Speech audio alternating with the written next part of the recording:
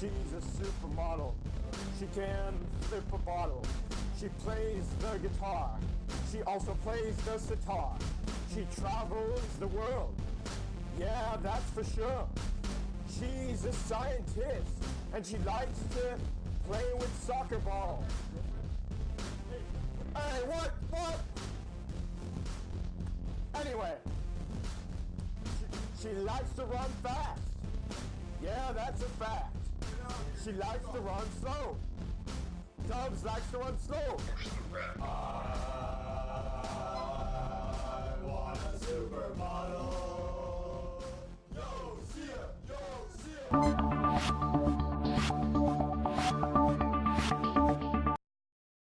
Good afternoon, Pally. Today is Wednesday, October 9th, 2019. And InFocus starts right now. Embarcadero Road. Walk sign is on the crossing.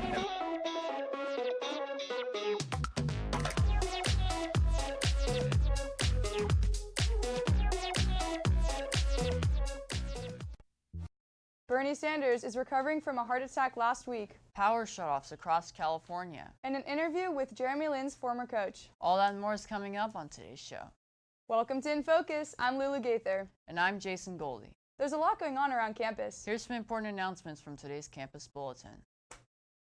Community College and Career Advisor Crystal Laguna is recruiting new members for the First Gen Club. Any interested students can email her at claguna@pausd.org to join or for more information. The PAUSD Fall Career and Job Fair is a great chance for students looking for a job to meet employers, submit job applications, conduct on-site interviews, and even get job offers on the spot.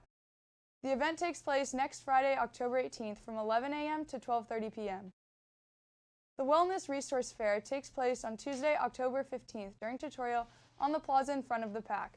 It will include local agencies, organizations, and student clubs sharing resources and information about all things wellness.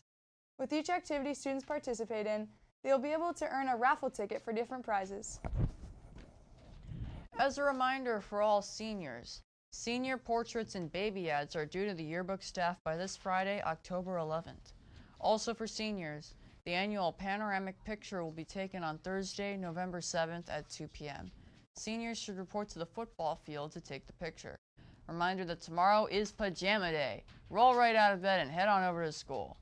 There are a number of colleges visiting campus this week. Let's see when they'll be here. At 2:50 today, University of the Pacific is here.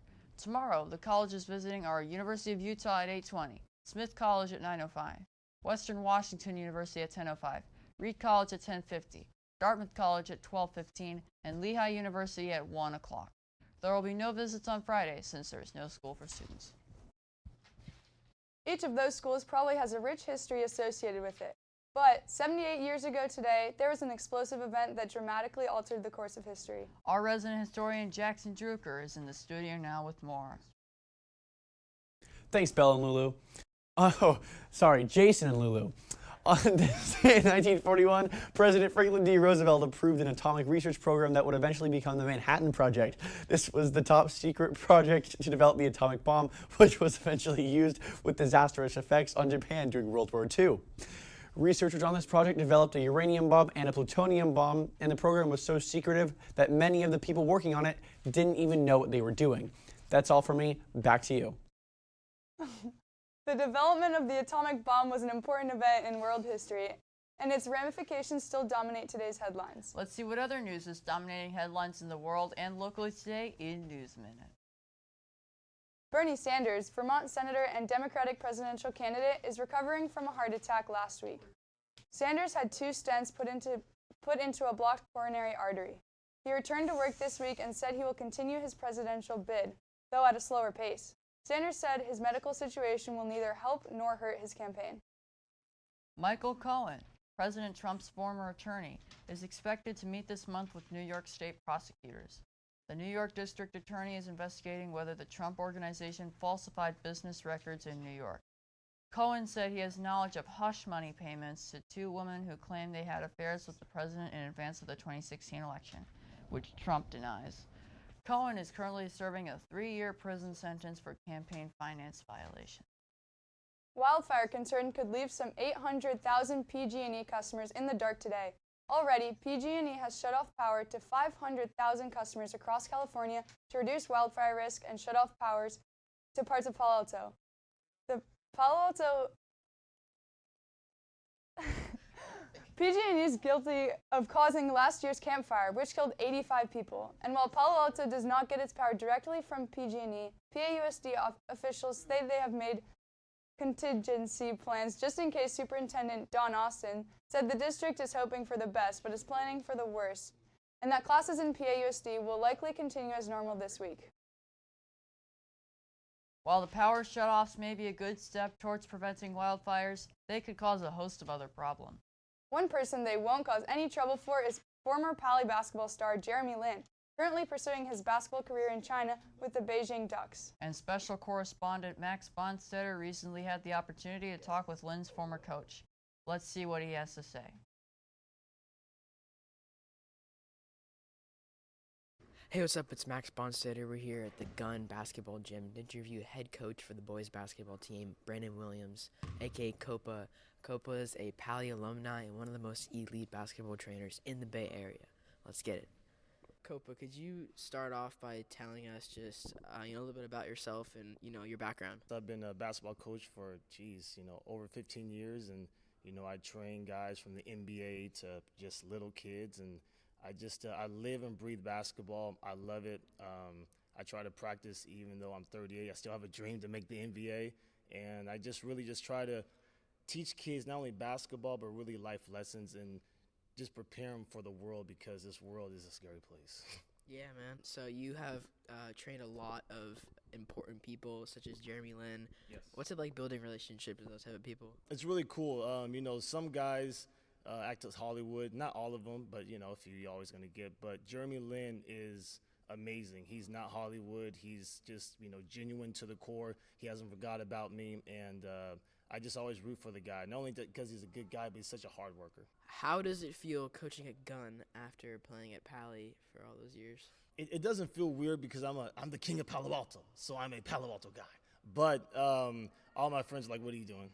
You know what it is. You're Pali or you're Gun, and But my thing is that this is Palo Alto. I know Pali has a tradition of winning, but we all drink the same water here. We just have to work as hard as other people, and I just think Pali does a good job taking athletics and academics both seriously.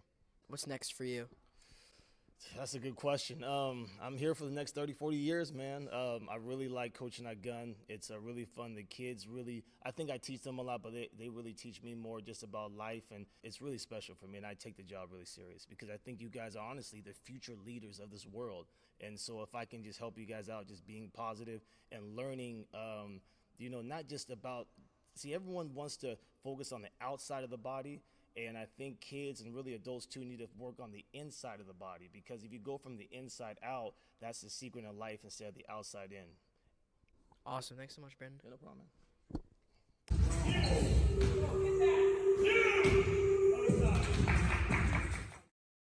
Sorry for the technical difficulties. Thanks for that story, Max.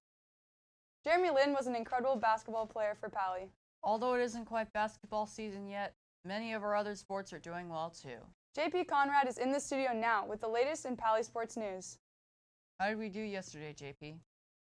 Thanks, Jason and Lulu. Let's get into the scores. Girls volleyball played Monte Vista yesterday, and the varsity team came out on top 3-0.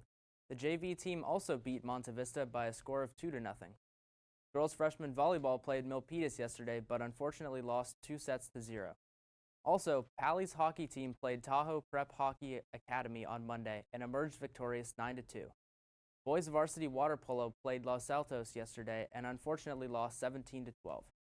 Girls varsity water polo also played Los Altos in a nail-biter, double overtime game and came out on top. They won 13-12. Now let's move on to the upcoming games. Today, varsity girls field hockey has an away conference game against Saratoga at 4:30. Tomorrow, girls JV volleyball plays away at Homestead at 5:30. Girls JV water polo plays at Mountain View at 4:45, and JV boys water polo also plays Mountain View at 5 o'clock. Girls field hockey has a home game against Mountain View. with varsity taking the field at 3:30 and JV at 4:45. Finally, on Friday, even with no school for students, both football teams have home games versus Fremont. JV kicks it off at 4:30 and varsity will take over at 7. That's all for me. Back to you in the studio. Well, that does it for today's episode. Be sure to visit our website to check out old episodes, check the bulletin, or to send us an email. Until next time, have an awesome day, Pally. So, like, his new girlfriend, Dahlia, or whatever her name is, Dasha, I don't know. What's this? Oh my god, but now it's coming to Declan's line, but he's not allowed to because he's coming out.